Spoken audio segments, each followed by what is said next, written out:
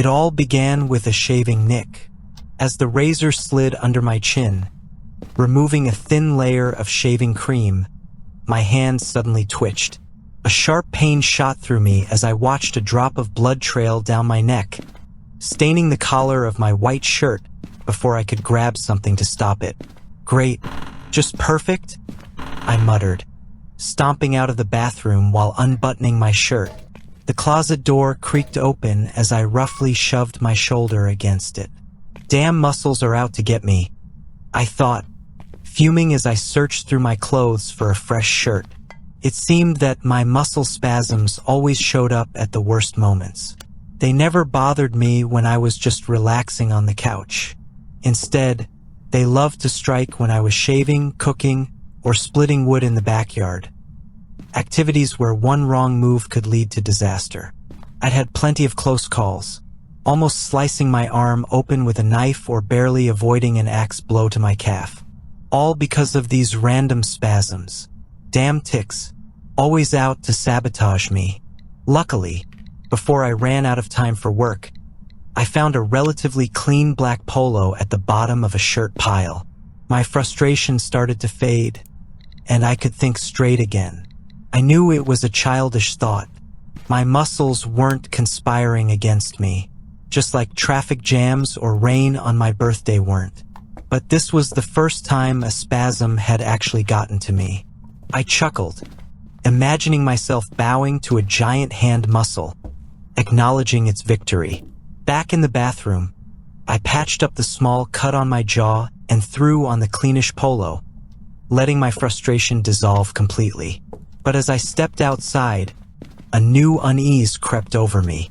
The cut didn't hurt anymore, and it wasn't bleeding. But there was something else, an impulse nagging at me. It was deeply unsettling.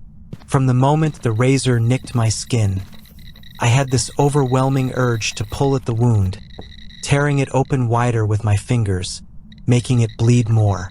When I arrived at the chapel in my old car, the unease had only grown stronger. I felt awful, and despite trying to hide it, the vicar could tell right away when I walked through the door. "You not feeling well, Matteo?" he shouted from across the room. A lie formed on the tip of my tongue, but I pushed it back, feeling a wave of guilt. I couldn't lie to the vicar, not for a lot of reasons.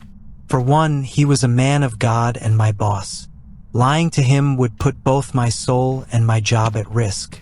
Not to mention, the guy was huge, over 7 feet tall, with muscles that didn't match his age, and eyes that reminded me of a wolf.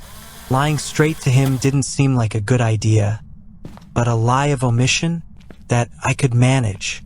I wasn't about to tell him about my insane urge. Yes, sir.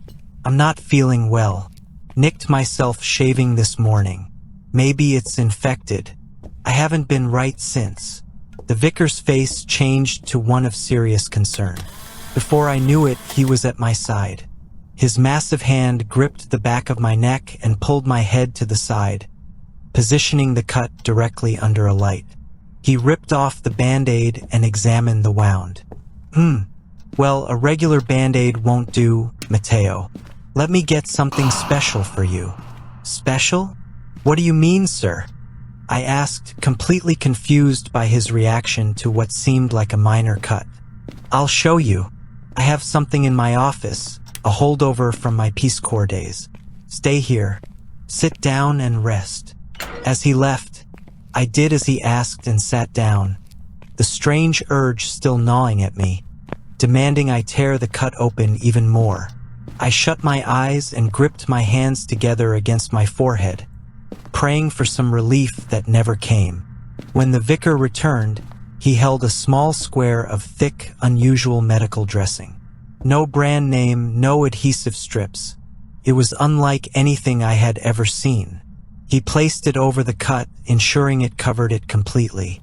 Then he licked one side of the dressing, running his tongue slowly from top to bottom. Before I could say anything, he pressed it firmly onto the wound, pushing down with surprising force, like he was trying to punch my neck.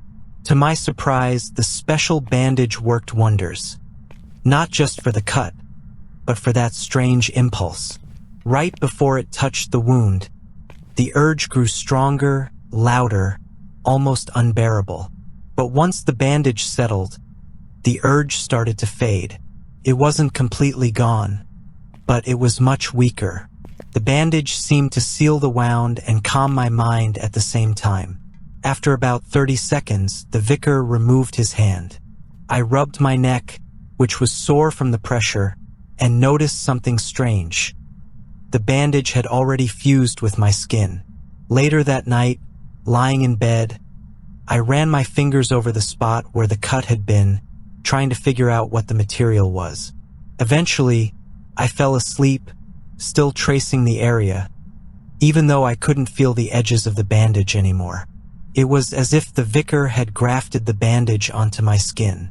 At the time, it didn't make sense, but by morning, I would understand exactly what had happened, for better or for worse. The next morning, sharp pain jolted me awake. At first, I thought I was still dreaming, but then the waves of pain hit me, crashing down my neck like a tidal wave, pulling me fully into reality. I shot to my feet, disoriented, standing in my kitchen. The taste of copper filled my mouth as I took in my surroundings. In one hand, I held a blood-stained meat cleaver. The other hand was clutching a patch of freshly cut skin, hanging loosely from my fingers like a torn handkerchief. Apparently, I had given in to the impulse in my sleep when I had no defenses. Panic surged through me as I rushed back to my bedroom, my socks slick with blood. As I grabbed my phone from the charger, I realized I was still holding the cleaver. No matter how hard I tried, my hand wouldn't let go. It twitched, jerking the blade in small, erratic arcs, getting closer and closer to my body. Finally, I managed to grab my phone with my other hand, discarding the piece of skin in the process.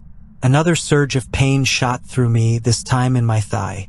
Despite my best efforts to move away from the blade's arc, the cleaver struck my leg, slicing down into my flesh.